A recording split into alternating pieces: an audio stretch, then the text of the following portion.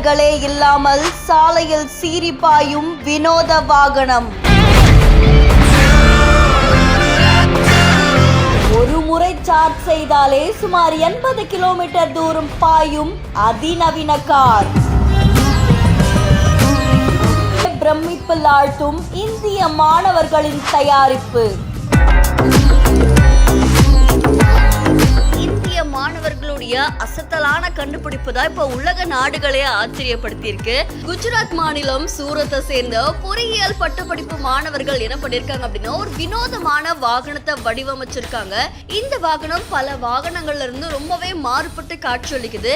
வழக்கமா நம்ம ஓட்டக்கூடிய கார்கள்ல இருக்கிற மாதிரியா இந்த வாகனத்துல டயர் கிடையாது, ஸ்டேரிங் வீல் கிடையாது. முழுக்க சார்ஜால தான் இந்த வாகனம் இயங்கும். ஒரு தடவை சார்ஜ் பண்ணா 80 கிலோமீட்டர் தூரம் வரைக்கும் இது பயணிக்க முடியுமா?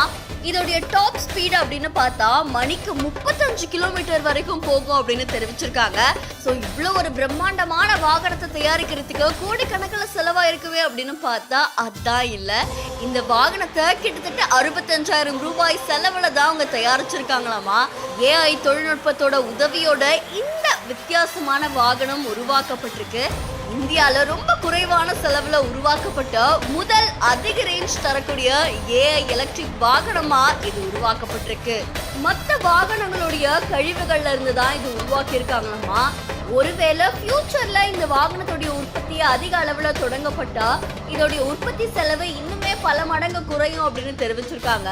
ரொம்பவே வித்தியாசமா இருக்க இந்த வாகனம் வீடியோ கேம் விளையாடக்கூடிய அந்த ஜாய்ஸ்டிக், அதுக்கப்புறமா செல்போனுடைய சில பாகங்களை பயன்படுத்தி தான் இதோடைய ஸ்டியரிங் வீல், அதுக்கப்புறமா டயர் இல்லாம இயங்குற மாதிரி இந்த மாணவர்கள் உருவாக்கி இருக்காங்களாம். உலக நாடுகளே அசர்ற வகையில இந்த வாகனம் ரொம்ப வித்தியாசமா இருக்கு. இப்போதைக்கு இந்த கார்ல ஒருத்தர் மட்டும்தான் பயணிக்க முடியும், கூட அவங்களுடைய லக்கேஜையும் வச்சுக்க முடியும். ஃபியூச்சர்ல இந்த மாணவர்களுக்கு தேவையான எல்லா வசதிகளும் கிடைச்சா கண்டிப்பா இவங்களால இதை இன்னுமே அட்வான்ஸ்டு மாடல்ல கொண்டு வர முடியும் அப்படின்னு தெரிவிச்சிருக்காங்க. இந்த செய்தி தொடர்பான உங்களுடைய கருத்துக்களை நம்மளுடைய பதிவு செய்யுங்க. மேலும் செய்திகளுக்கு ஃபாலோ பண்ணுங்க.